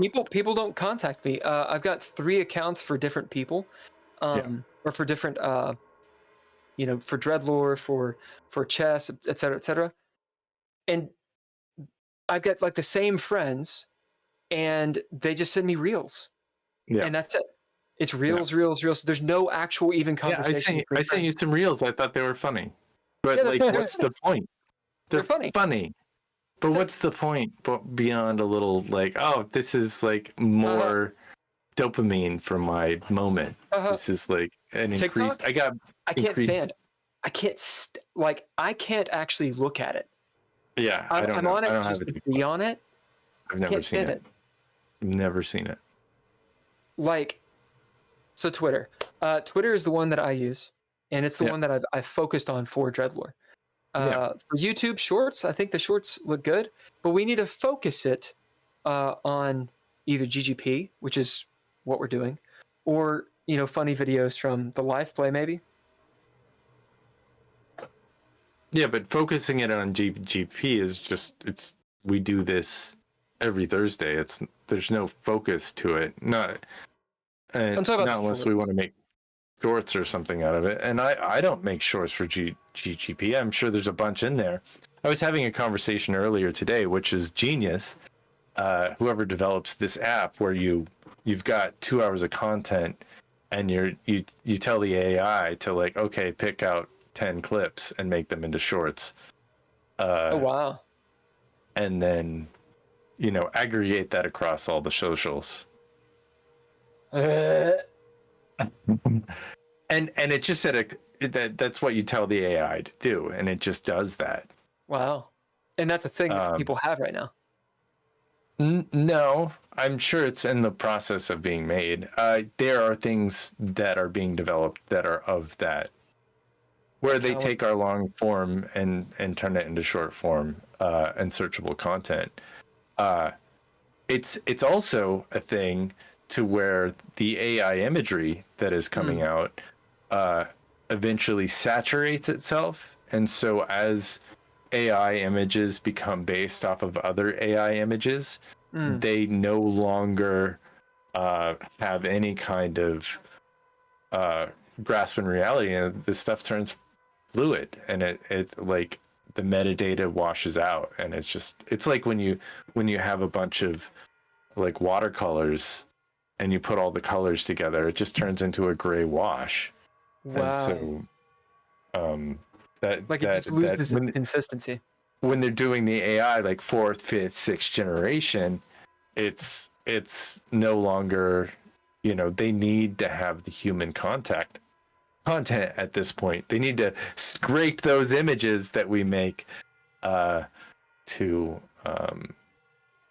and I use AI for some of the stuff we do because if I didn't, there's no amount of, I don't have that kind of time to create Soupy says entire hi. worlds. What's up, Soupy? Soupy Jones. Hi, GGP. Yeah, you're catching us on the proper bitch fest. Yeah. Talking about how we don't like social media at all. We also don't like guests who cancel 2 hours before we go live. Clearly not. Clearly not. So Drizzle, what is your opinion on our social media presence for? And this question is the question is complicated, which is indicative of the problem, I think, or symptomatic of our social media presence for GGP, for DreadLore Live Play. The only thing that you would have to, in order to get more followers, you need to get on somebody who already has a lot of followers. Oh, That's the, to be honest, that's probably the only way that you can do it for free. In order, like, if you were to pay for it, the localized thing would be a way to do it. But the only way to do it for free is to get on somebody who already has a lot of followers. Because if you hop on something and they have 1,000 followers, you may pick up 20% of that. You know, that's the only way is that for your, unless you have something, and I don't even know, like we had one girl at the haunt, this viral video went over to 1 million views. Oh wow. But it's the only one that's ever happened. And so yeah, the haunt picked up some views off of her because the haunt was tagged in it. But it's not a guaranteed thing, and you're only going to pick up a small percentage of that 1 million views that they get. Sure. You know? I know that because you know, I have videos, a collection of like 10 videos that might have 80 million views on them, and my logo, my business logo, is at the end of the video, and nobody's messaged me. Like, I get no play. The other issue is it's on YouTube, and so like when my logo pops up, the assholes that they put that shit over my logo. Well, it can't be. It has to be one of us. It has to be something to where it says so and so and DreadLore. That's how you would pick up other people. Just a logo at the end. These days, people don't pay attention to. Yeah, it's meaningless. No, there's like it. It might as well just be nothing. And people have already turned off way before that. It's another form of and we see it in all forms of technology, right? Like another form of commercialism. There's a point where something was art, and then it is figured out. It's sort of solved, and social media has been solved. Everyone's on it, so you might as well promote to it. Like the irony being when, you know, the Facebook was started and such, they didn't have any ads because there's this idea of like, well, I don't want ads. This isn't about ads. Social media is completely about making money and promoting. That's all it is. Buck Mud is responding to the question of, is it ever okay to show your temper in a professional situation? Drizzle, would you like to read Buck Mud's response? It depends Rodney, on who you are. Yeah, good night, Rodney. It depends on who you are. I've never been in a professional situation where showing my temper would have been a good idea. Yeah, it's always bad. Unless you're a social media person and you want to show your temper, then apparently people love it. I didn't show my temper, but one of the producers of Dumb and Dumber told me that I was the most passive aggressive person they'd ever met in their life. Oh yeah. No. Oh yeah. And I was trying to help him out, but like it was It was a bad time for them. You don't have trolling skills. You don't have trolling skills. I do. You do. But you got that old school troll, like that AOL.com chat room troll style. That's where I focus my social media. That's Does anybody is AOL? My MIRC ability is back, fuck yeah. baby. Oh hell yeah, dude! Get on BPS. Is AOL still a thing? Because there's still AOL. I have clients that have AOL email addresses. Do they say you got mail and that whole thing? I don't know if they pay. Yeah, it says you got mail. It's got the sound, but they have them. I don't know if they pay $20 a month for that email address or not. I don't know if they charge, but like AOL charged like $20 a month to people like that I knew. 28.8 baud rate for like their dial-up. Yeah, for their dial-up. Do you remember when it was like? Because this is just aging us for real. But I remember getting on cyberspace. And there was a commercial of like the Silver Surfer or something surfing the web crawler. Yeah, you guys remember web crawler? Web crawler, but I don't remember the commercial you're talking about. Yeah, it was like cyberspace, and I was like, holy shit, I'm getting on cyberspace, and I thought it was gonna be like VR. Yeah. Because I saw that movie like Hackers or Hackers. Yeah. Yeah. and it's like so you do the modem sound, and it's like all AOL, and my dad was like, okay, you got to be quick because they charge you by the minute. Yeah. And there was a counter, and you were like, oh shit, like it's literally counting up how much this online session is going to cost. What was? Yeah. It was like 1997 for me. That's where I was like, I got on Net Zero and like loved that stuff. That was the last time I had a phone line. I only had a phone line because I had Net Zero. Did you have DSL? Or no, it was just your modem. It was your modem. It was a modem. I can't remember if it was through the phone line. It was through the phone line. Yeah. Through the POTS is what it's called. I definitely had watched YouTube on it because I've been on YouTube since 2006, and I don't know if I had a cable modem at that time or if I had dial-up. I think I had a cable modem, even though funny, I probably said this in a prior podcast, but we have a long podcast, so they probably don't know this, but I got a bill from Net Zero maybe 5 years ago. And I laughed out loud. I was like, is this a scam?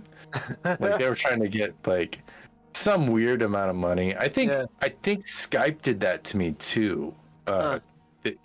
Like they had an old credit card or an old account, and they're like, well, no, you owe me $600 because you have a Skype account now.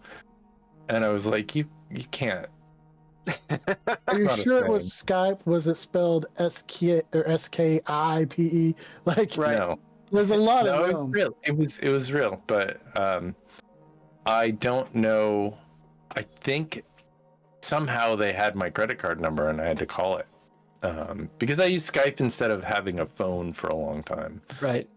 Back in the day.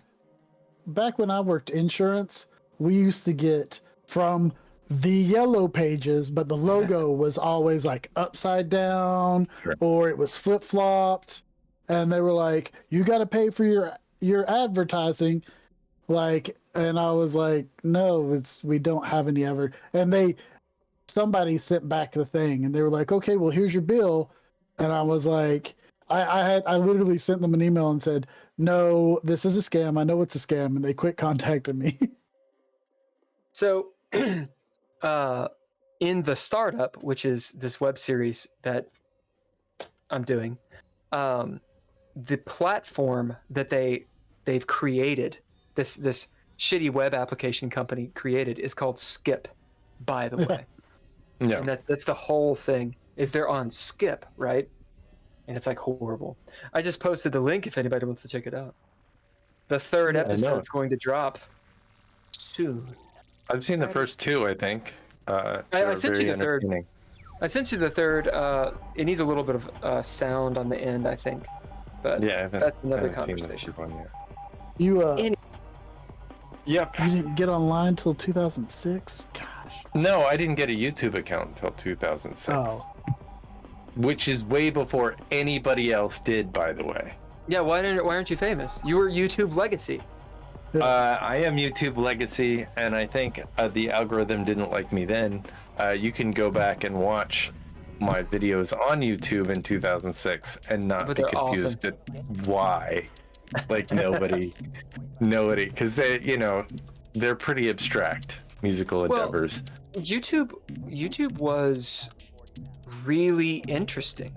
I remember getting on it and being like, holy shit, you can watch like anything, like Sure. all these cool just videos, and it had nothing to do with seemingly views. I mean, of course you want views, but there's no like benefit to it. It's just a playground of information. Right. And that was awesome. But it There were sucks to people would get monetize millions everything. people were getting millions of views and not getting paid for it. Yeah. Which nowadays Now we're they like, get paid for it. yeah. Nowadays we're like, oh, what? But like, do we want ads? I don't want ads. I fucking hate ads. I turn off ads as much as possible. It's the worst thing in the world. I have a YouTube premium account. I think I shared my account with you. Yeah, you did. It's this account right here. Don't tell anybody. No, you're allowed to share 5 accounts. It's through the. I mean, I feel like I'm an advertisement for YouTube. Maybe YouTube could actually give us some money for promoting That is not going to happen. their product on their channel. Oh, speaking of, I do wanna give us a little bit of a shout out. We do have a Patreon if you guys want to help us out at all. It's patreon.com/DreadLore, LORE. We also have a Ko-fi account. That's KOFI. And actually, it was Soupy Jones who told me about it. And you can essentially tip us. So, if you don't want to do like a recurring thing. I want to do the shameless plug there just because, why not? It helps us out. If you're watching this on YouTube, Couchfire Media Production is what makes all this happen. You will know when it's not Couchfire, it's me instead, because it looks like dog shit when I do it. So giving Couchfire Media some love. We have all the links and all that crap. I want to give a shout out to the Patreon people. Tim Roberts, fuck yeah, man. Tim has been supporting us for a while and throws down. Daniel Holker, of course, he's one of our cast members. Nostalgic, who is longtime friend, and most recently, Natalia Cline, kicking ass. All right, wanted to throw it in there really fast, making that happen. And if you want to see what Couchfire's website looks like, because we were talking something, it's very simply done. I can help you with that, I am a software developer. I thought you were going to say if you want to see my video from 2006. Did you post that? Oh no, I'll play the video from 2006. I do think we should probably yeah, we got about maybe 15 wrap minutes. it up. 15 minutes. Yeah, I want to do 15 minutes. We'll wrap it up on the half hour. I think that's good. Then we can go get coffee and dinner and all those things. So here's the question. Continuing GGP into the future. I think it works really well when there's like 3 of us. We don't necessarily need a guest, but we should strive for guests. What is the contingency plan for when and if a guest cancels or can't make it? Cannot make it. What's a good option? Well, what we did is good tonight. We are ripping on current topic. We are and YouTube's algorithm says we need to be genuine, authentic. I think they're looking for authentic I'm think not we're authentic being at all. This is all. This is about massive. as authentic as we possibly can. Long takes, long form content. It's helpful when I'm not still sick. Reeling from the influenza. Yeah, from the flu is no joke. If you get Like the proper flu. like proper flu, like it's not a cold. It's not a cold. It's a fuck you up. The fuck you up. I'm playing the first song or the first video I made on our. Oh, you are. Yeah, it's been getting played back. And I don't know why it only has it's been up for 17 years. Just in case you were wondering how long this video has been live on YouTube. 17 years, and it has 105 views on it. Will, were you there when we made the video of we called it Mjolnir? It was basically taken off the Epic Mealtime or whatnot, where we made like the hamburger wrapped in pizza and all that sort of stuff. No, I was not around for that. That was our the first video that I ever put online, but it was on Vimeo. So I don't know if Vimeo's still up. Yeah, I know, but I was like, I don't know if that's probably the only video I have on Vimeo. You should totally throw that on there. We'll do that all day. Yeah, we'll live stream talking through. So I'm sure that it has mutated a million times, but the Spanish flu, which interestingly enough, we don't really consider that racial or any kind of slur, although we would today. The influenza of 1918 that killed an absolute tremendous amount of people, and one of my favorite artists. I believe they renamed influenza. And yeah, what I had was influenza. Yeah, so surely it's not the same thing as what it was in 1918. But no, from what I understand, it's similar. It's that kind of thing. It's the thing that actually takes you out. I thought I was gonna die. I was like really close to wanting to call the hospital. The ambulance. Ambulance. That's different. Like proper sick. That's. We are glad that you're back and not dead. We're glad you're not dead. One of the things, little helpful note. Vicks Vapor Rub, I think, got me through the night. I don't know why, It's but awesome. it did. It helped me breathe a little bit. I have an inhaler that my old inhaler was a long time expired. It expired in 2022, and so I got a new inhaler since then. And then the Tamiflu, I thought, helped me a little bit. Tamiflu and Theraflu, although it's disgusting. Well, it'll help you out. Well, Tamiflu is a prescribed. You can't get it over the counter. Right. I'm confusing. It's a thing. I'm confusing it. The other one, what you said, Theraflu, I think. Yeah. Or that Theraflu. I think Theraflu you can get. Yeah. So I used Ensure. This is old man of me. To you had to pull the pill apart. Yeah. And dissolve it, and they said dissolve it into some sugar water. I was like, I don't know. I tried it Ensure, a couple of different. I tried it with Gatorade. It was terrible. Oh yeah, you don't want that. But Ensure, the chocolate Ensure was really good because they said you could put it in chocolate. I did chocolate, hot chocolate. It wasn't as good. There's some chemical shit going on in Ensure that gave it a nice. Yeah. That's the deal. So someone I knew back in the day, bartender, who lived pretty rough, packed around Ensure, the whole little crate thing of them, because they were like, if you want to get over a hangover or if you feel like you're getting sick or whatever, hit up Ensure because it's full of that, and there's this other shit that you give to infants and children. I forget what it's called. Pedialyte. Pedialyte. Yeah, Pedialyte's like the bomb. Soupy says, glad you're back in health. Thank you. Exclamation. Also, heck yes to Vicks Vicks Rub. I use this shit. I got it in Thailand.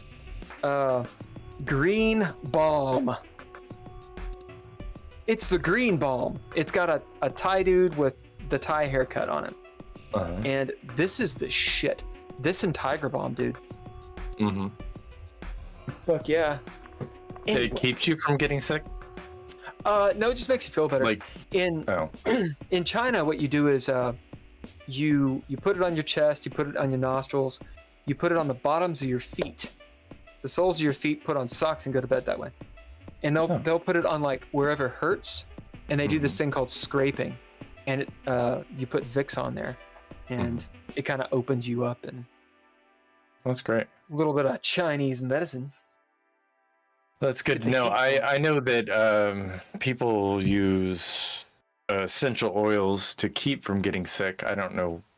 I'm sure there's some reason that is effective, but I don't know the effective nature. My aunt swears to that stuff. She's like, I have made you a concoction of various oils and minerals, and it's supposed to ward off all the evil demons. I was like, okay. Under the falling Mercury's. Thank you. I have played actual beer pong twice in Vegas. I'm immune to everything. Oh shit!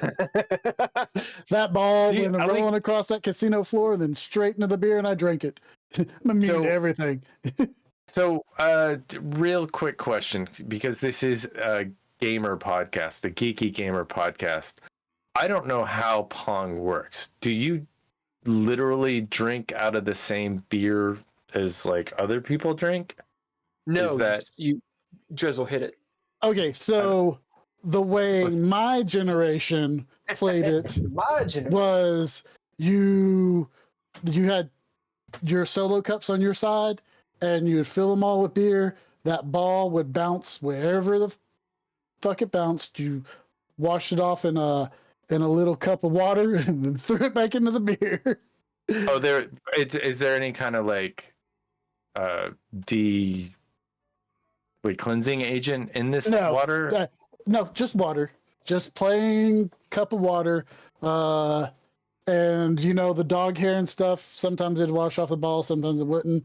Nowadays, it's all water in the cups, and when you hit a cup, they just take a drink of the drink they have in their hand. Oh, yeah. So you don't have a bunch of beer in different cups. I was gonna say, even if it's bourbon, as we like to drink on this show quite a bit, that is not a high enough alcohol content to kill bacteria and diseases, like that. Beer is definitely not. I mean, it is definitely not enough alcohol to kill anything.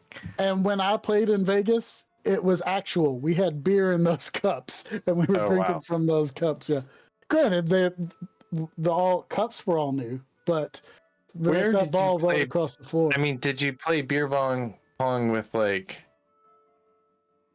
strangers? I guess. No. Did you order? Friends. Oh, so it was like at somebody's house? Because are people betting on this? No. The first time we played beer pong in Excalibur, because they had beer pong set up in Excalibur, and that was probably 10 years ago. And so you went to the bar and ordered a pitcher of beer, and they gave you 10 cup or 20 cups or whatever the number is, and you went down and set it up and played beer pong. Nice. The second time was at the Link in that little bar called O'Reilly's.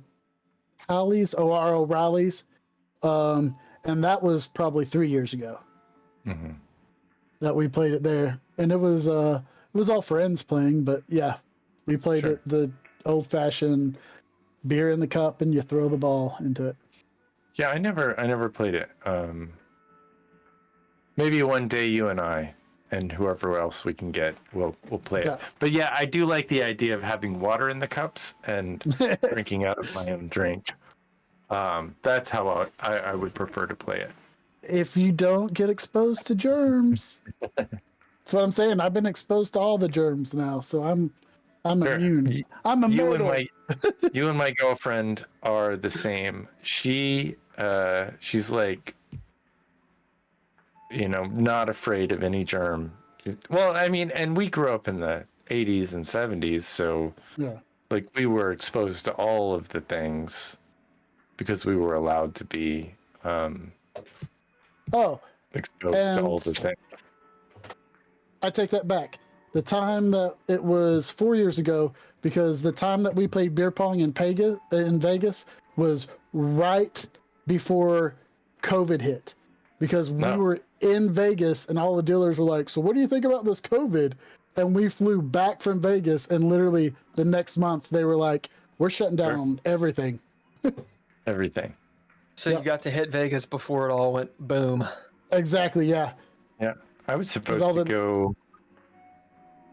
go on a trip down the one or go up the one freeway with Allie, and that got canceled.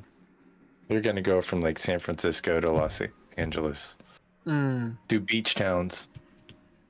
That's what we did back in 2005. One of my buddies and I. He took me through wine country, wined and dined me. Pretty nice. Are you sure you just didn't watch Sideways and are misremembering? Shut the fuck up. Fun fact, I'm full of these. I met the guy and interviewed the guy who wrote Sideways. Oh. He was interesting. Definitely an alcoholic looking fella. No. But really informative. Knew his wine. You cannot see this interview anymore because I guess the way that YouTube works is if you get a bunch of infractions or whatever on your account, they'll take the account out. And so years of work has been deleted off of the internet. Thanks, YouTube. So wait, what were the instructions? What were you doing? I don't know. I was fired years before that happened, so I don't know. Oh, you mean it wasn't your account? Yeah. It wasn't my account. Oh, I see. I thought it was your account. It was somebody else's account. Do you not have the video? I don't have any of those videos. I wish I had some of those interviews because I would go back and watch them because they were interesting. Yeah. If anything, it would be, I bet we could have some of those people on our podcast and interview and talk to them as well. Because I think that some of our subject matter is relevant, especially like the guy that was the expert on the, what is that? The Scientologists. Like we need to have that fucking, because that is right up our alley. Scientology. I think we should call it a night, guys. Yep, I think we're good on the Scientology. Yeah, he just loves it. He's such a troll. He loves it. He loves being like, ha ha. It's like there's like a conflagration, like the warehouse is burning down. Ha, ha. Not my Buick. Not my Buick. No. But you got another car. I mean, you got the Detective Hideaway's car. Got a Cadillac now, but it's not the same. For anyone who's wondering what we're talking about, what are we talking about? Go and watch the Red Rit. Yay, the Red Rit.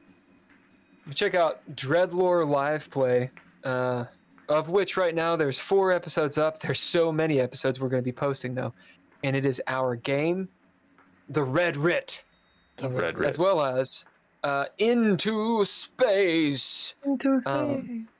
And also our After Hours stuff is going to be on there, which is similar to GGP. After Hours is sort of like proto GGP. It's us talking about the game and whatnot. Anyway, you can check it out. It's on Spotify, Apple Music, all that bullshit. On YouTube, this very channel. It's on this very fucking channel. All of it is actually, all of it is literally on this channel if you want to investigate. We got so many videos. Okay, Drizzle, I'm gonna give you We'll say Ken, anecdote. Anecdote, Ken, do it. Anecdote. There was once a girl from Massachusetts. She was so cool. She looked at you. Drizzle, last words. I Ken don't. bombs. I